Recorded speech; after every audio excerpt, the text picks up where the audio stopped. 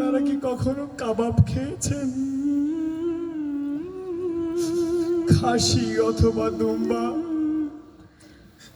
নিন, এই তো সেই কাবাব, আগুনে ঝলসানো। আমার ছোট্ট ভাইটি আপনাদের জন্য কাবাব বানিয়ে এনেছি।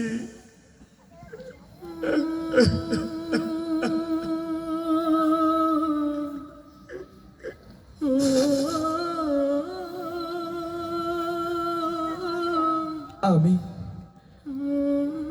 আমি ফিলিস্তিনি এক মাজলুম। প্রতিদিনের মতো আজও বাবার হাত ধরে মাদ্রাসাতে যাচ্ছিলাম। ভেবেছিলাম অন্য আরো 10টি মানুষের মতো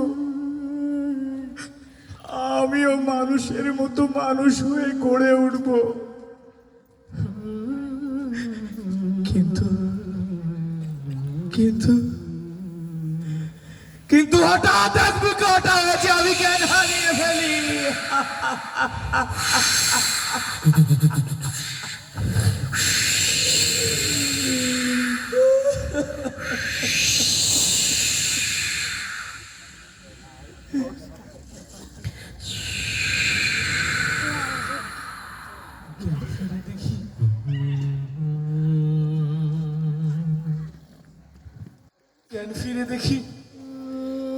জ্ঞান ফিরে দেখি আমার বাবার ক্ষত বিক্ষত লাশ পড়ে আছে আমার পাশে।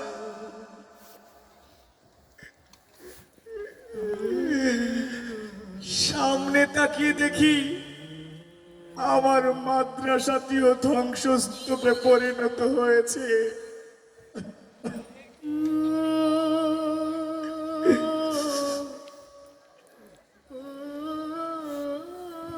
তখন তখন আমার মায়ের কথা খুব মনে পড়ছিল। আমি আমি মা মা বলে চিৎকার করে ঘরের এক কোনায় গিয়ে দেখলাম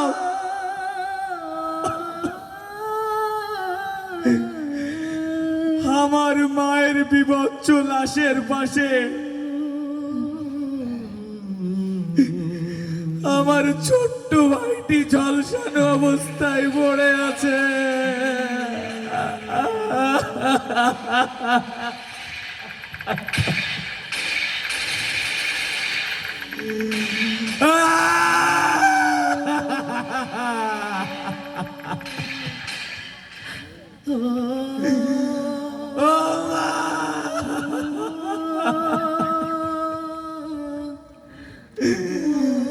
মাগো,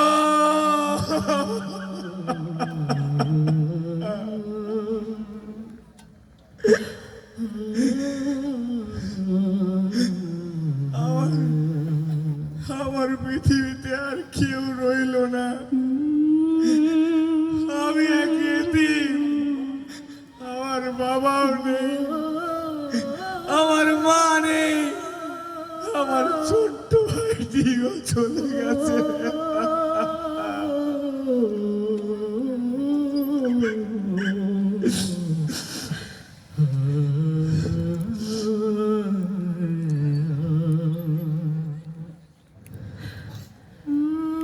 তখন তখন আপনাদের কথা মনে পড়ছিল। ভাবলাম এই মুহূর্তে হয়তো আপনারা ভোজের আনন্দে মেতে উঠেছেন। নিন, ভোজ করুন, খেয়ে দেখুন মানুষের শরীরের কেমন স্বাদ। ভবিষ্যতে আপনাদের কাবাব তৈরি করে দেওয়ার কোনো মানুষ থাকবে না। তখন কি নিয়ে মেতে উঠবে আপনাদের এই ভোজ সভা? আমি জানি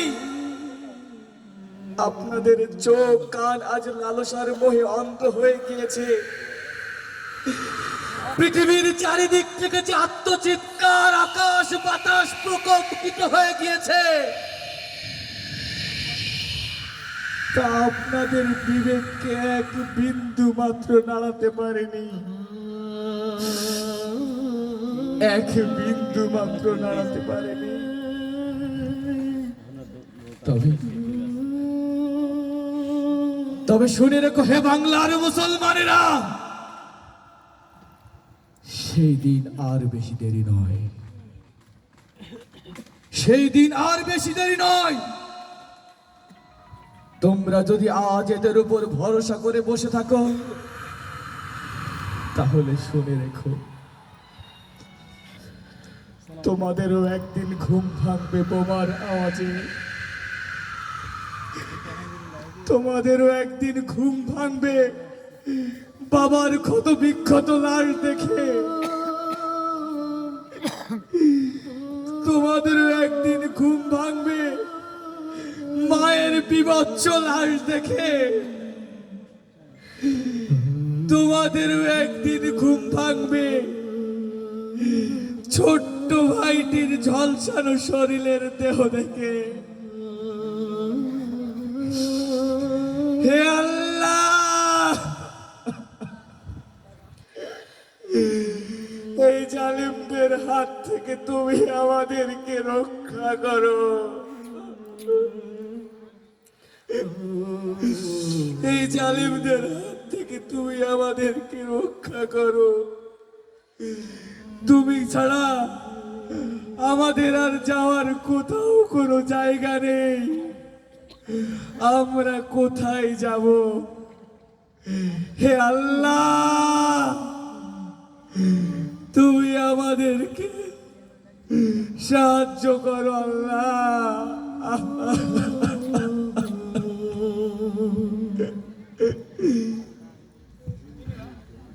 ও আরশের মালিক আল্লাহ,